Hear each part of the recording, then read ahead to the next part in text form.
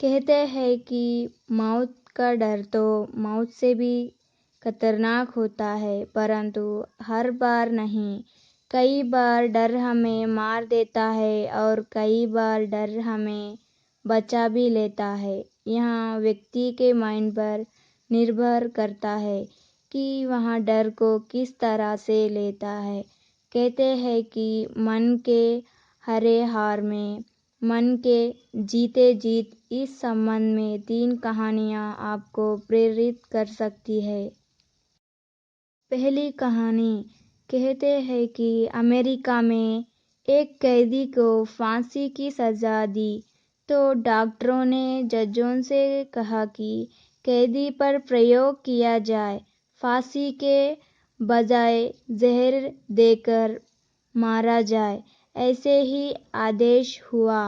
कैदी को बताया गया कि आपको फांसी नहीं, कल सांप के जहर से मारने का आदेश हुआ है। रात भर कैदी सांप के जहर के बारे में सोचता रहा। सुबह उसे एक कुर्सी पर बैठाकर उसे एक बड़ा जहरीला सांप दिखाया गया। कैदी उसको देखकर कांप गया। फिर उसके हाथ बांधकर उसकी आंखों पर पट्टी बांधी गई। इसके बाद उसे सांप से नाक चबाकर सेफ्टी पिन जोर से चुभाई गई। आश्चर्य यह हुआ कि उस सुई को चुभाते ही कुछ देर में तड़प तड़प कर उस कैदी की मौत हो गई। इससे भी बड़ी आश्चर्य तब हुआ जब पोस्टमार्टम की रिपोर्ट के अनुसार कैदी के शरीर में सांप का जहर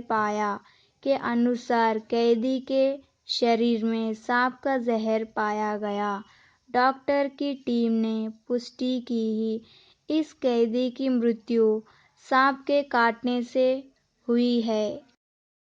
सभी डॉक्टर ये देखकर आश्चर्य करने लगे और तब ये सिद्ध हुआ कि आदमी का डर क्या कर सकता है। डर के कारण उसके शरीर और मस्तिष्क ने उसी जहर का निर्माण कर दिया। मतलब कि उसके शरीर में उसी तरह के हार्मोन्स निर्माण हुए। लगभग 90% रोग सबसे पहले आपके मस्तिष्क में ही जन्म लेते हैं। इसका ये मतलब नहीं कि आप कोरोना के प्रति लापरवाह बन जाओ। दूसरी कहानी। हिरण के दौड़ने की क्षमता करीब 90 किलोमीटर होती है और बाघ के दौड़ने की क्षमता करीब 60 किलोमीटर प्रति घंटा होता है, परंतु फिर भी बाघ हर बार हिरण की शिकार कर लेता है। ऐसा क्यों होता है? डर। असल हिरण को मौत का डर रहता है और वह सोचता है कि मैं बाघ से जीत नहीं पाऊंगा। तीसरी कहानी। एक व्यक्ति ने अपने सिद्ध गुरु से पूछा कि गुरुजी, आपसे कोई पाप नहीं होता, आपको क्रोध नहीं आता और आप सदा प्रेम पूर्ण और शांति चित्त बने रहते हैं, तो इसका राज क्या है? उसके सिद्ध गुरु ने एकदम से व्यवहार बदलते हुए कहा, ये बात तो छोड़ो, मैं तुम्हें एक दुखद सूचना देना चाहता हूँ। उसने कहा, क्या गुरुजी? गुरुजी ने कहा कि आज से ठीक तीसरे दिन शाम को तुम्हारी मौत हो जाएगी। ये सुनकर तो उसके पैरों के नीचे से जमीन हिल गई। वहाँ रोने लगा। गुरुजी ने कहा कि अब तुम देख लो तुम्हें क्या करना है। वो व्यक्ति वहाँ से चला गया और फिर अपने जिसका भी दिल दुखाया था उन सभी से माफ़ी मांगी। अपने माता पिता, भाई बहन और बेटा बेटी, पत्नी सभी से प्यार करने लगा। पहले दिन तो उसका यही कार्य चलता रहा, माफ़ी मांगना और लोगों से प्यार से पेश आना। दूसरे दिन उसने गरीब लोगों को खाना बांटा और अपने रिश्तेदारों को बुलाकर उन्हें कई उपहार देकर उन्हें भी तृप्त किया। तीसरे दिन वह शांति से घर पर रहा और ध्यान एवं भजन करता रहा। अब वह खुश था कि चलो मैंने लोगों के लिए तो कुछ किया, अपनी गलतियों को सुधार लिया। तीसरे दिन शाम को उसके गुरुजी आए और उससे पूछने लगे कि बताओ, इन 3 दिनों में तुमने कोई गलत कार्य तो नहीं किया, कोई पाप तो नहीं किया, किसी का दिल तो नहीं दुखाया।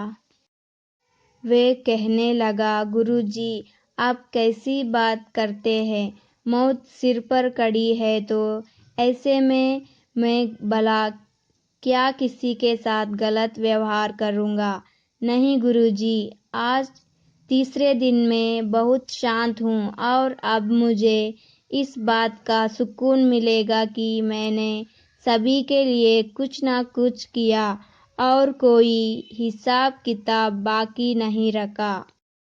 गुरुजी मुस्कुरा कर बोले कि यही तुम्हारे सवाल का जवाब है। 3 दिन पहले तुमने मुझसे पूछा था कि आपसे कोई पाप नहीं होता, आपको क्रोध नहीं आता और आप सदा प्रेमपूर्ण और शांत चित्त बने रहते हैं। तो इसका राज नया है, लेने एक नवा दिन सभी को मरना ही है, लेकिन तुम इस गहराई से समझते नहीं और मैं समझाता हूँ कि आज जिसे मैं देख रहा हूँ, सुन रहा हूँ, एक ना एक दिन वे सभी मुझसे दूर चले जाएंगे। तुम निश्चिंत रहे, अभी तुम मरने वाले नहीं हो।